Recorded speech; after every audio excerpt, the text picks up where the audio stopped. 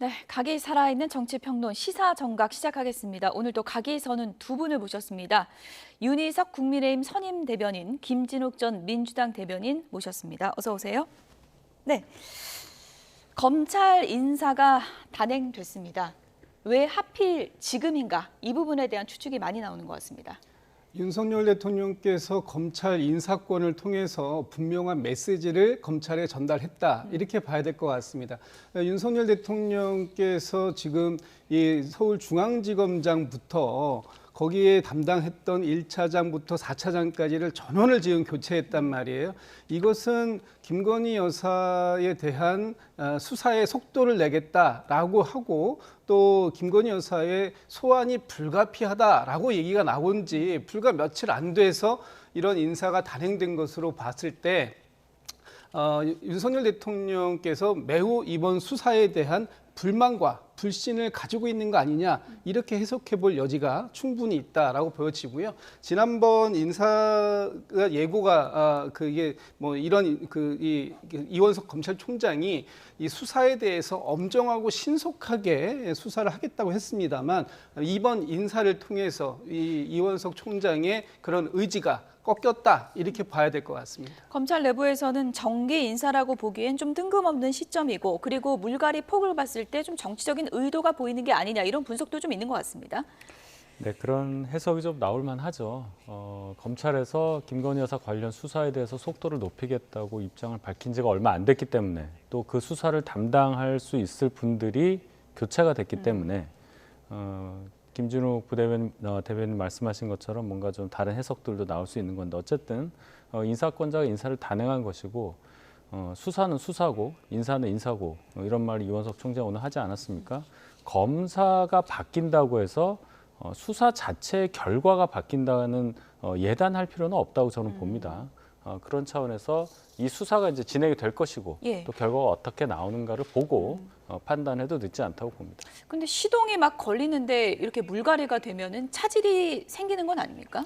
근데 이 김건희 여사 관련한 수사들이 뭐 한 2억 건 있지 않습니까? 도이치모터스 관련한 거, 그리고 명품백 관련한 게 있는데, 그렇게 막 복잡한 수사는 아니라고 저는 생각합니다. 특히 이 명품백 관련한 것은 공직자 배우자에 관련한 처벌 규정이 없어요. 그래서 이것이 과연 기소 대상이 되지도 않기 때문에 예. 수사 자체가 이렇게 막 복잡하고, 뭐 시점 때문에 결과가 뭐 늦게 나온다거나 뭐 이런 상황은 아니라고 보기 때문에 그런 우려는 그렇게 크게 안 하셔도 될 사항이 아닌가, 이렇게 봅니다. 예, 송경호 서울중앙지검장이 이제 부산 고검장으로 가게 되는데, 어떻게 보면은 김건희 여사 관련 수사에 선장 역할을 했던 사람인데 부산 고검장으로 뭐 승진해서 갔다고는 하지만 이것은 뭐 좌천이다, 이렇게 보는 시각이 많은 것 같습니다. 지금 이번에 그 송경호 그 지검장뿐만 아니라 1차장 검사, 4차장 검사가 사실상 겉으로 보기에는 다 영전했습니다. 다 승진했는데 내용적으로 보면 사실상 수사에서 완전히 배제가 되는 좌천성이다, 이렇게 해석하는 게 맞는 것 같아요. 좀 전에 말씀 주셨던 것처럼 이원석 검찰총장이 지난번에 수사에 대해서 박차를 가하라, 특별수사팀을 만들라고 지시한 지가 이제 불과 열흘밖에 안 됐습니다. 그리고 그 사이에 인사수석실이 대통령실에 생기거든요. 그 과정들이 뭔가 이건 지금 검찰 내부에서 되게 이상한 일이 발생하게 생겼다라는 그런 의혹들의 시선들이 있었는데, 그것이 이제 어제 인사를 통해서 명확하게 확인이 된 것이다, 이렇게 볼 수밖에 없을 것 같고요. 지금 이 대통령실에서 뭐 우리가 인사에 아무런 관여를 하지 않았다라고 얘기하지만, 사실상 이거는 이원석 검찰총장도 아무런 인사권을 행사하지 못한 것처럼 보여지는 모습들이 보이지 않습니까? 뭐 이원석 총장이 인사는 인사고 그 수사는 수사라고 얘기하지만, 인사를 통해서, 인사권을 통해서 수사권을 통제하는 방식의 상황들을 그동안 여러 차례 봐왔는데, 이 상황도 거의 그럴 가능성이 매우 높다라고 보여지는 것이고, 수사를 적극적으로 하려고 들수록 인사의 대상이 될 가능성이 높아졌다, 이런 신호를 검사들이 받을 수밖에 없는 게 아닌가라고 봤을 때, 이번 이 인사의 목적이 무엇을 향하고 있는지 아마 국민들은 명확하게 인식하고 계실 거다, 이렇게 생각됩니다. 예. 임기가 이제 넉 달 남은 이원석 검찰총장. 어쨌든 수사에 속도를 내겠다고 했는데 이번 인사로 당혹스러운 입장에 처했는데요. 오늘 아침 출근길에 어떤 얘기했는지 들어보시죠. 어제 검찰 인사 있었는데 총장님과 충분히 사전조율 거친 게 맞습니까? 어제 단행된 검사장 인사는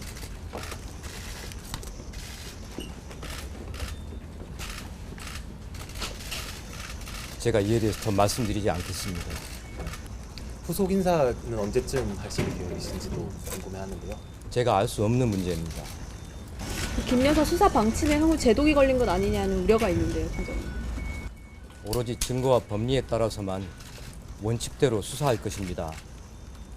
저는 우리 검사들을 수사팀을 믿습니다. 인사는 인사이고 수사는 수사입니다. 남은 임기는 끝까지 소화하시는 걸로 이해하면 됩니까? 방금 말씀드렸던 것처럼 공직자로서 검찰총장으로서 저에게 주어진 소명과 책무를 다하겠습니다. 네, 사전 조율이 있었냐는 기자의 질문에 침묵이 길었습니다. 언론사마다 뭐 5초라는 데 있고 7초라는 데 있는데 대강 5초에서 7초 정도의 침묵. 이 침묵이 많은 걸 얘기해 주는 거겠죠?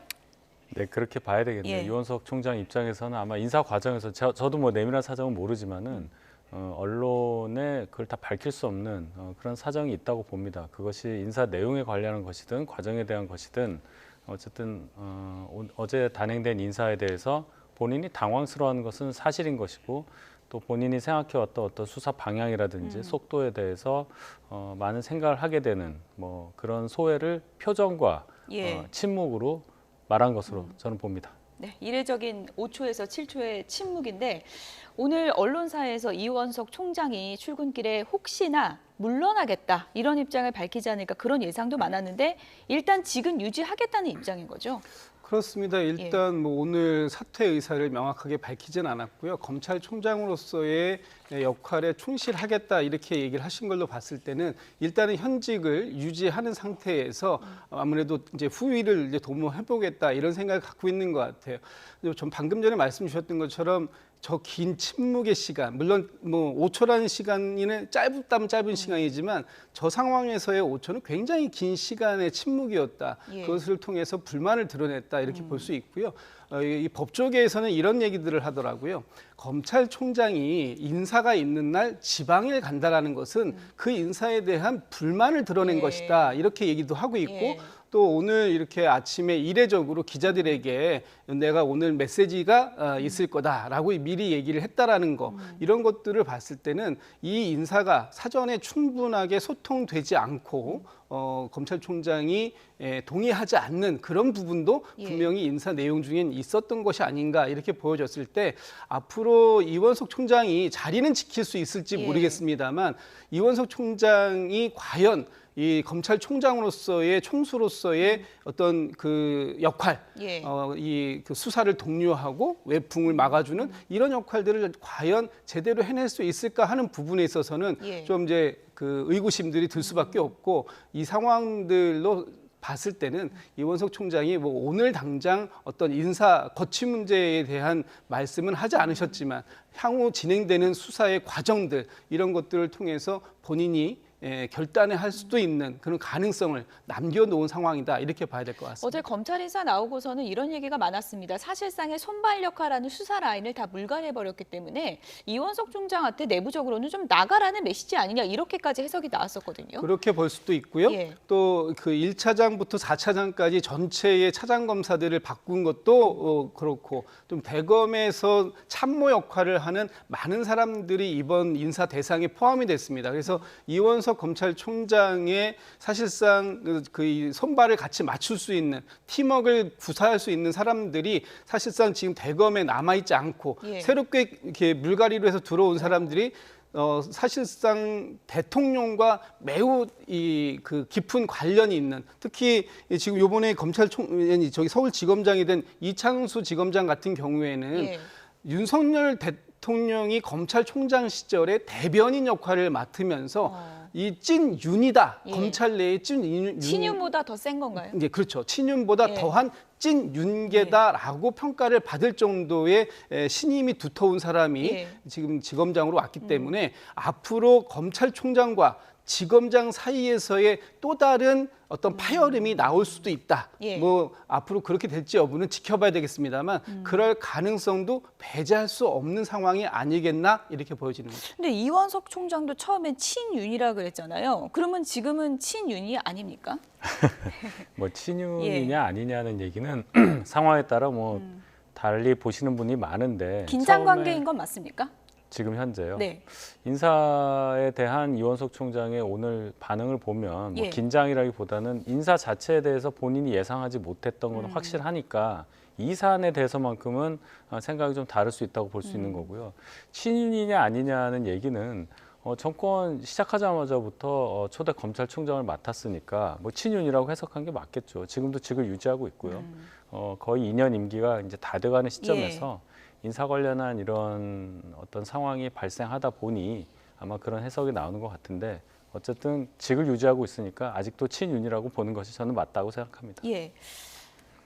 박찬대 원내대표가 이런 의혹을 제기했었잖아요. 한동훈 전 위원장, 송경호 지검장, 이원석 총장이 셋이 뭐 담합이라고 할 수 있으면 담합을 해서 김건희 여사 수사를 통해서 세과시를 하고 있다. 용산과 갈등 관계로 굳어졌다. 뭐 이렇게 의혹을 제기했었잖아요. 이게 어느 정도 맥락이 좀 맞다고 보십니까? 결과론적으로 보면은 맞는 거죠. 당시에 두 가지 설이 있었습니다. 하나는 약속 대련이다. 예. 그래서 서로 용산하고 검찰총장이 서로 약속을 해서 이것을 수사하는 척하는 게 아닌가라고 해서 약속 대련이라는 설이 하나 있었고, 특검 명분 약화시키려고. 그렇죠. 예. 또 한쪽으로 보면은 아니다. 그게 아니라 오히려 진짜로 긴장 관계가 발생한 상황이다. 그래서 대통령실과 한동훈 전 비대위원장과 이원석 총장 쪽에 이 상황들이 지금 경합을 하고 있는 중이다라고 했는데 결과론적으로 오늘 보니까 이것은 약속 대련은 아니었고 지금 용산과의 긴장 관계가 심화되어 가고 있는 게 아니냐 이렇게 볼 수 있는 거죠. 예전에 윤석열 대통령께서 검찰총장 시절에 이런 말씀하신 적이 있어요. 인사권이 없는 내가 식물 검찰총장 아니냐 이렇게 예. 말씀하신 예. 적이 있었는데 지금의 이원석 검찰총장이 마치 그때의 윤석열 검찰총장 시절의 그 모습처럼 비추어지는 이 상황, 굉장히 아이러니한 상황이 된 거죠. 네. 오늘 아침 야권에서도 검찰 인사에 대한 비판적인 목소리가 잇따랐습니다. 그 내용부터 좀 들어보겠습니다.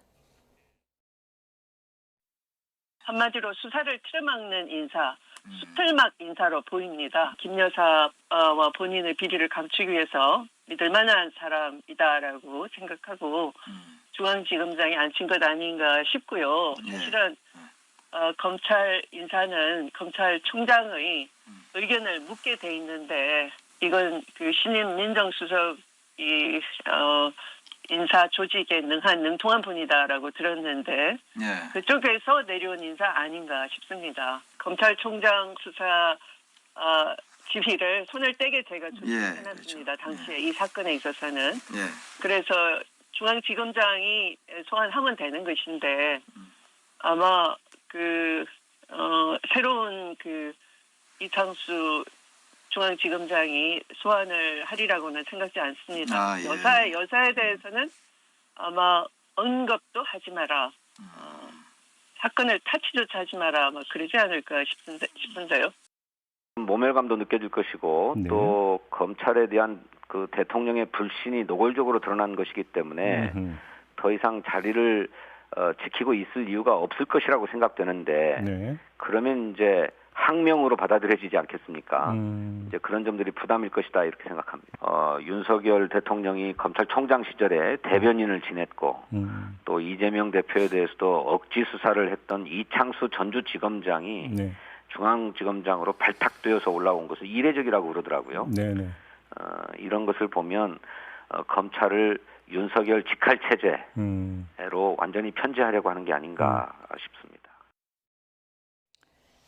네, 지금 야권에서 나오고 있는 비판을 좀 전해드렸고요. 추미애 당선인 같은 경우에는 김건희 여사 소환을 결국 막으려고 한 게 아니냐 이렇게 주장을 했거든요. 그 부분은 어떻게 보셨어요? 뭐 추미애 의원 같은 경우는 본인이 법무부 장관 시절에 했었던 일들을 생각하면 아마 그런 해석도 할 수 있을 걸로 봐요.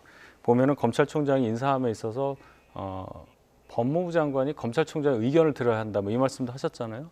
그런 말씀을 하실 입장은 아닌 듯한데 본인의 과거 경험에 비추어서 과도한 해석을 하는 것 또한 경계해야 될 부분이라고 보고 인사 내용에 관해서 지금 얘기하는 것들은 다 예단이라고 봅니다. 예. 수사가 어떻게 진행되는지 결과가 어떤지 아직 안 나왔잖아요.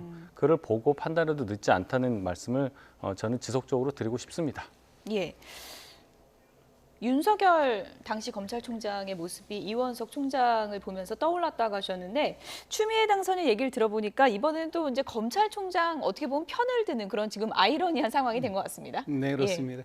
근데 지금 상황을 보면 이 검찰의 인사권이 그 검찰총장과 법무부 장관의 협의 상황 속에서 나온 것인가 하는 부분에 대해서는 의문을 가질 수밖에 없겠다라는 생각이 들고요. 지금 혹시나 저희가 이제 그 생각을 했던 게 갑자기 대통령실의 민정수석실을 만들겠다라고 한 것이 예. 이런 검찰 인사권 또는 검찰의 수사에 어떤 대통령실의 직접적인 영향력을 행사하려고 하는 것이 아니냐 하는 그런 우려가 있었지 않습니까? 예. 근데 그 우려가 사실상 현실로 나타나고 있는 거 아니냐 이렇게 볼 수밖에 없는 거예요. 지금 김주현 민정수석이 그동안 이 법무부 차관부터 이 검찰국장, 법무부에 있을 때 검찰국장, 검찰과장 하면서 모든 인사 라인에 대한 그 통제를 해왔던 그런 경험을 갖고 있는 사람이다. 그런데 그분이 갑자기 이 검찰 인사 일주일 전에 수석이 됐다. 그리고 지금 이런 그 검찰총장이 동의하지 않는 것 같은 이런 인사가 진행됐다라고 한다면 예. 이것은 과연 어디의 뜻이 이 인사에 실렸겠는가라는 것으로 볼 수밖에 없고요. 예. 그렇다면 대통령실의 직접적인 관여가 과연 이 법무부 장관을 통해서 이 검찰 인사가 진행된 게 아니냐 이렇게 보여지는데 물론 이제 과거에 추미애 전 법무부 장관 시절에 본인과 윤석열 당시 검찰총장과의 이 인사권 문제 이런 부분들에 대한 충돌 때문에 그 어떤 갈등들이 있었는데요. 그 갈등과 관계없이 이번에 이제 추미애 당선인께서 예. 이 검찰총장의 뜻을 의견을 들어서 인사를 하는 것이 맞다라고 이렇게 편을 들어주신 건 사실 좀 격세지감을 느끼는 분들도 계실 거예요. 그때와 지금이 다른 겁니까? 그렇지만 예. 원칙은 원칙이다라는 말씀을 아마 하신 걸로 이해를 좀 하시는 게 어떨까 싶습니다. 예. 어제 명품 가방을 이제 건넨 것으로 알려진 최재형 목사가 소환 조사를 받지 않았습니까? 이제 관건은 김건희 여사 소환 조사가 이루어질 수 있을 것인가 이 부분인데 이번에 뭐 검찰 인사와 관계없이 이루어질 수 있다고 보십니까? 글쎄요, 뭐 그는 수사 진행 상황에 따라서 소환을 할 만한 사안인지의 판단을 해야 되는 거니까요. 예. 제가 뭐 수사 실무를 알지 못하기 때문에 그 소환 여부에 따라서 수사가 잘 되고 있냐 못하고 있느냐 그런 판단은 미리 할 이유가 없고 거기에 대한 것은 법률 전문가들의 의견에 따라서 판단해야 될 일이라고 봅니다. 예, 물론 법률 전문가들이 판단할 일이지만 수사팀의 또 이제 분위기라는 것이 있고 그리고 이제 후속 인사가 언제쯤 단행되느냐 이런 것도 이제 관건이 될 텐데 이렇게 수사가 조금씩 지연되다 보면 뭐 민주당 쪽에서는 특검의 명분이 더 높아지는 게 아니냐 이런 주장이 나올 수밖에 없을 것 같거든요. 당연히 그럴 수밖에 없는 상황이 되었습니다. 지금 일단 이 수사의 방향을 수사를 차장검사들이 직접 하지는 않습니다만 차장검사의 지휘를 통해서 검사들이 일선 수사 검사들이 그 방향성을 가지고 수사를 가지고 가게 되는 거 아닙니까? 이 지금 상황에서 1차장 검사, 4차장 검사가 바뀌었고 이분들이 새롭게 그동안의 수사 내용이라든지 아니면 앞으로 수사를 어떻게 정리해 갈 것인가 하는 부분에 대한 예. 방향을 설정하는 데 상당한 시간이 소요될 것이다. 그리고 나서 지금 상황에서 뭐 여사를 소환해야 된다라고 하는 사람들 이런 사람들이 이제 실무 검사까지도 인사가 진행된다면 아마도 이 수사가 얼마나 더 길게 늘어질지는 아무도 예상할 수 없는 것이고요. 예. 오늘 아침에 이원석 총장이 이런 말을 했습니다. 후속 인사가 언제쯤 있을 것 같냐라고 물어보니까 제가 알 수 없는 영역이다라고 얘기를 했습니다. 그 얘기는 검찰총장 자신도 검사들에 대한 인사가 언제 어떤 방식으로 일어날지 모르고 있다라는 걸 얘기하는 거잖아요. 이것은 앞으로의 이 수사 방향이나 속도 이런 것들이 이원석 검찰총장에 의해서가 아니라 예. 그보다 더 윗선에서 방향성이 정해지면 그에 따라 움직일 가능성이 너무나 농후하다. 예. 그렇기 때문에 민주당 입장에서 보면 빠르게 수사를 하고 그 수사 결과가 미진하면 특검을 하자라고 요구하셨던 게 대통령이신데 예. 그 대통령의 입장과 되게 상반되는 관계로 간다면 어쩔 수 없이 특검을 통해서만 이 상황을 확인할 수밖에 없는 이런 상황이 될 것이고 그렇다면은 민주당의 특검 요구 이것은 민주당만의 요구가 아니라 국민적 요구로 더 커지게 될 것이다 이렇게 볼 수밖에 없을 것 특검 같습니다. 요구에 대한 국민의힘 입장도 나와야 될 것 같은데요. 아니, 특검이라는 것은 기본적으로 어떤 수사가 수사기관에 의해서 진행이 돼서 결과가 나왔을 때 그것이 미진하다는 정치적 판단에 따라서 국회에서 법안을 통과시켜서 수행되는 거 아니겠어요? 지금 시작도 안 했지 않습니까? 근데 검찰의 인사가 있었다고 해서 벌써부터 특검 얘기하면 민주당은 뭐든지 특검 얘기만 합니다.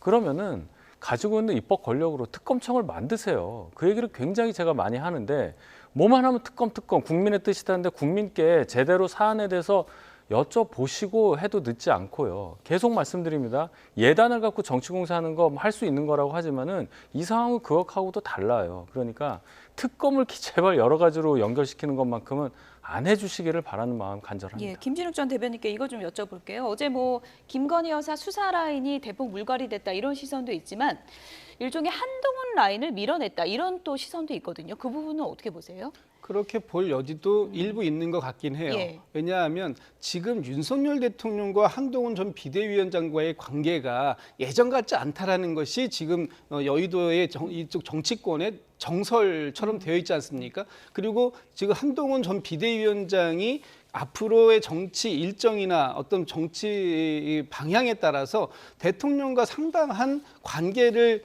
척진 관계로 가져갈 수밖에 없을 거다라고 하는 것도 사실은 알려져 있는 이제 그 정설 같은 겁니다. 그렇게 되는데 한동훈 위원장이 가장 그 대통령과 척지게 된 첫 번째 계기가 뭐였냐 하면 올해 초에 김건희 여사에 대한 수사의 필요성을 언급한 거. 예. 이 부분에 대해서 대통령실이 상당히 불쾌감을 느꼈다라는 것이고 거기에서부터 두 사람의 관계가 틀어지기 시작한 단초가 되었다 이렇게 보지 않습니까?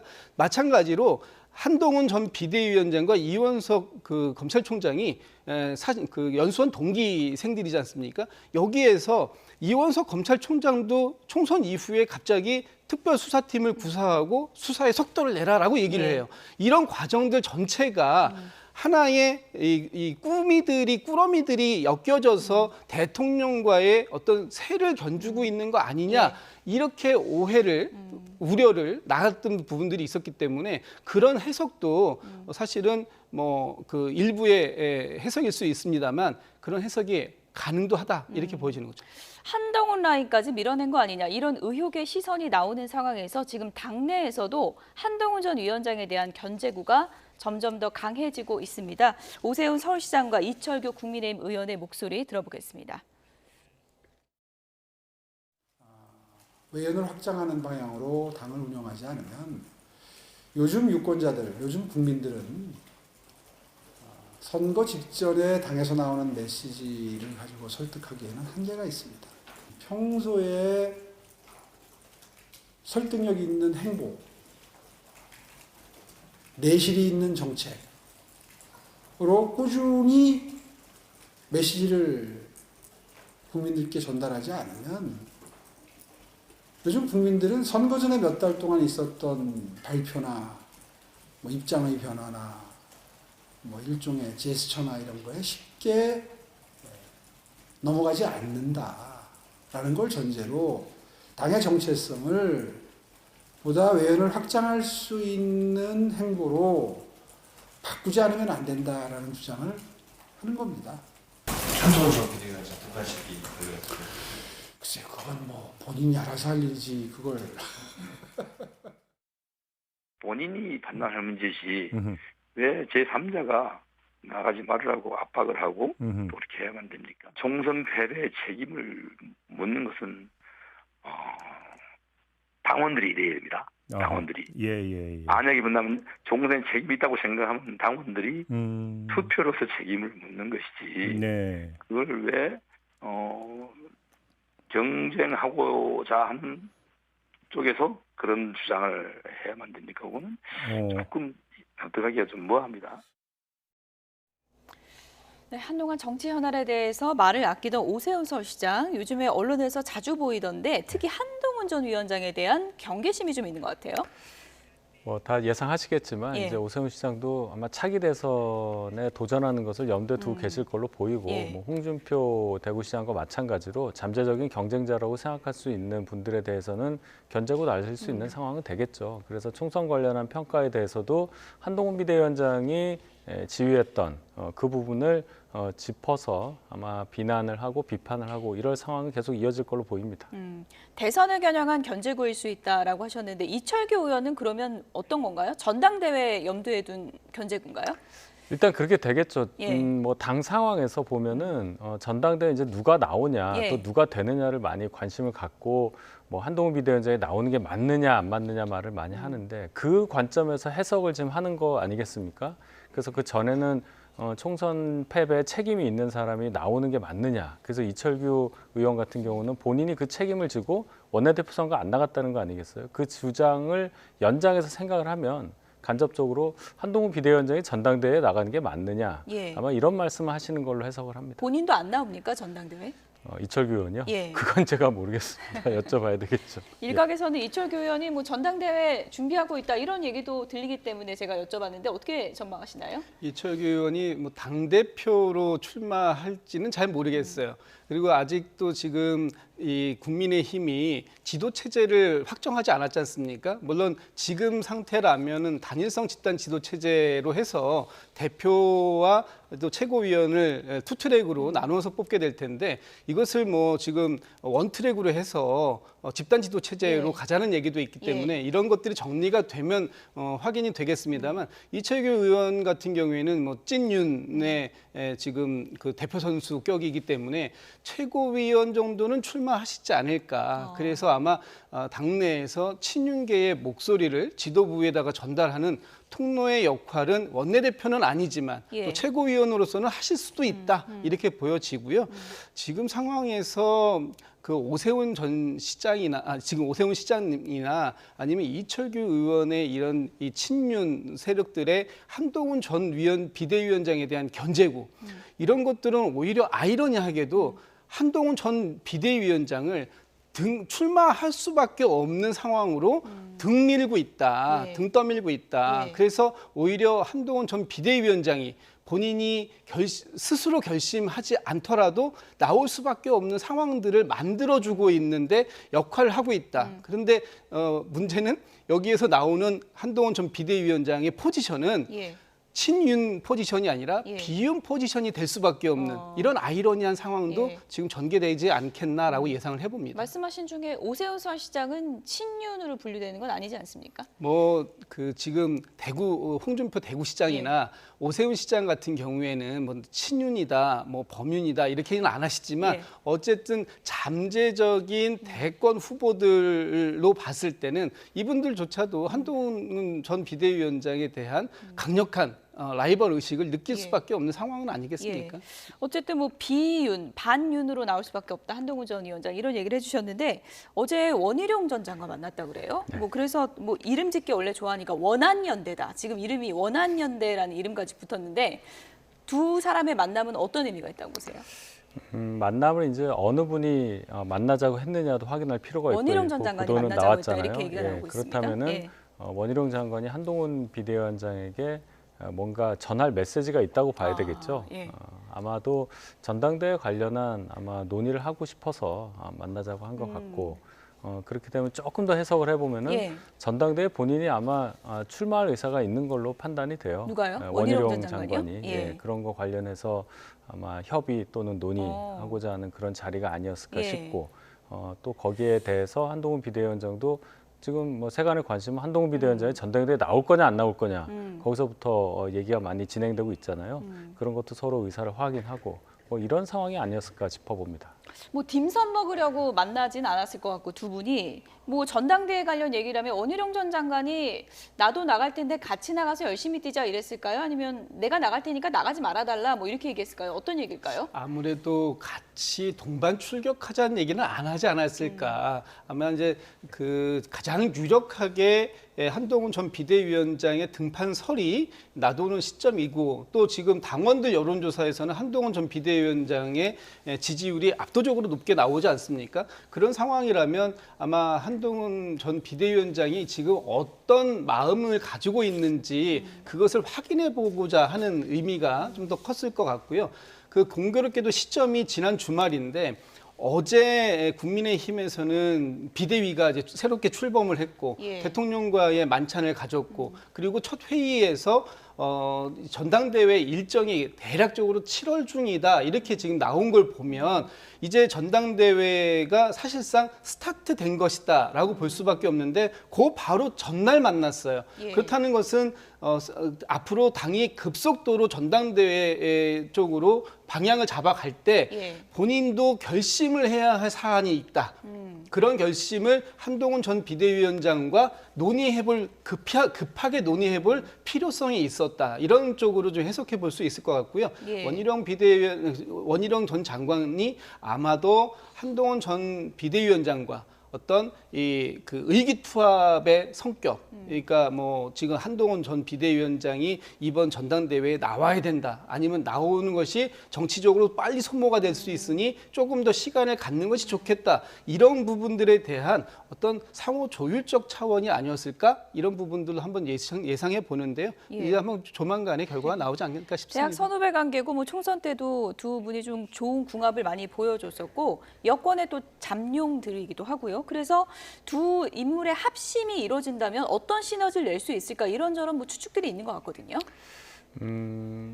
성격적으로 보면은 지금 이제 당이 뭐 찐윤에 의해서 또 다시 뭐 비대위가 구성됐다, 지도부가 구성됐다 이런 얘기가 나오는데 조금 더 다른, 조금 색깔이 다른 어떤 정치 세력이 당에도 있다는 그런 또 하나의 효과를 볼 수가 있겠죠. 당이 하나의 색깔로만 가는 것보다는 방향은 같지만 다른 의견들도 있고 색깔이 다른 분들이 모여서 나올 수 있는 것, 그것이 시너지라고 본다면은 뭐 원희룡, 한동훈 이 두 분을 비슷한 색깔로 볼 수도 있는 거고 또 다른 분들이 또 있는 거고 이런 차원에서 전당대회가 치러진다면 국민의 관심을 얻는 전당대회가 되고. 둘 다 나올 수 있다고 보세요? 그럼? 글쎄요, 그 부분은 뭐 둘 다 나오자고 얘기할 것 같지는 않아요. 저도 볼 때는 아마 뭐 정리를 좀 하고자 또는 어떤 분이 어떤 생각을 가져서 누구를 지원해 줄 수도 있는 거 아니겠습니까? 그런 논의는 충분히 있는 건데, 그렇다면 결국 그러한 전당대회, 국민적 관심을 갖는 전당대회를 통해서 뽑히는 지도부가 총선 패배 이후 다시 당이 힘을 얻을 수 있는 기반을 갖는 뭐 그런 상황까지 연결 지어 본다면 의미 있는 만남이었다고 저는 평가합니다. 네, 두 사람의 딤섬 회동이 어떤 결론이 났는지 추후에 이제 확인이 가능할 것 같고요. 복잡한 전국에서 지금 친일 논란으로 번진 네이버 라인 사태도 전국의 핵심 현안으로 떠오르고 있습니다. 조국 대표는 독도를 갔는데요. 얘기 들어보시죠. 굴종도 이런 굴종이 없습니다. 친일 정권을 넘어 종일, 숭일 정권입니다. 윤석열 정부는 그간 입만 열면 외교를 통해 경제 영토를 확장하겠다고 자화자찬해왔습니다. 라인 사태를 보면 무엇을 확장했다는지 도무지 알 수가 없습니다. 오히려 정보 영토를 빼앗긴 것 아닙니까? 혹시라도 라인 경영권이 일본 기업으로 넘어가게 되면 디지털 갑진 국치로 불릴 것입니다. 윤석열 정부는 그간 일본과 외교에서 무엇을 얻었습니까? 일본 총리와 친구 맺기, 오므라이스 접대 받기가 전부 아닙니까? 국민의 한 사람으로 수치스러워 고개를 들지 못하겠습니다. 오히려 일본 편에서 일본 비판을 되도록 자제한 그런 측면은 저는 잘못된 그런 대응이라고 저는 생각합니다. 윤 대통령께서 아베 총리에게 직접 전화를 해서 이 문제에 대해서 이야기하자, 결론을 내자, 여기서 이 선을 넘는 것은 안 된다고 단호하게 입장을 밝혀주시는 것이 저는 필요하다고 봅니다. 그런 일을 위해서 지금까지 관계 개선하고 여러 가지 외교 노력을 한 것 아니겠습니까? 네, 일본 정부 때문에 네이버가 기술력만 빼앗기고 쫓겨나는 거 아니냐 이런 논란 속에 조국 대표가 독도를 가서 독도를 배경으로 정부가 숭일을 하고 있다, 친일을 넘어 숭일을 하고 있다라고 비판을 했는데 메시지는 강력한 것 같죠? 그러니까 조국 대표의 메시지가 사실 굉장히 셌고 또 조국 대표의 메시지는 사실 할 말을 했다라고 보여져요. 특히 지금 야당에서 주장하는 것은 정부가 지금 이런 라인 야후 사태가 생겼을 때 강력하게 목소리를 좀 내달라는 겁니다.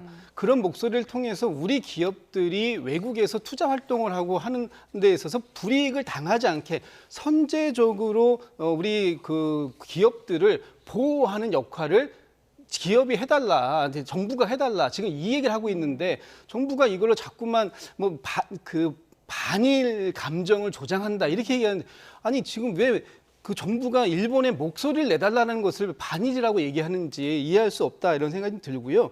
일본에 대해서 일본 정부에 대해서 제 목소리를 내달라는 것을 자꾸만 이렇게 반일이다 이렇게 하시면 이것은 어떤 과민한 알러지 반응을 보이는 거다. 저희가 그렇게밖에 말씀드릴 수가 없을 것 같습니다. 그 부분에 있어서는 좀 드릴 말씀인데 말씀하신 분 충분히 이해합니다. 저도 일본 정부에 대해서 우리 정부가 강력하게 얘기를 해야 된다고 보는데 똑같은 사안에서 다른 목소리를 내기 때문에 저희가 지적을 하는 거예요. 예를 들어서 미국에서 IRA법 그리고 반도체법 통과했을 때 우리나라 큰 기업들이 중국을 통해서 생산하는 반도체라든지 어떤 2차 전지 관련한 원료들 그것을 쓸 수 없게 됨으로써 발생하는 손해가 있었습니다. 그때 야당이 아무 말도 안 했어요. 그때는 미국에 대해서 얘기를 하라 이런 말 안 했단 말이죠. 그런데 일본에서 지금 사업하고 있는 네이버의 라인 메신저를 가지고 얘기를 하는 거잖아요. 물론 네이버가 압박을 받은 게 맞는 걸로 보이고 일본 정부가 그래서는 안 된다고 충분히 이해를 하는데 똑같은 사안에 똑같은 목소리를 내달라는 말씀을 드리는 거고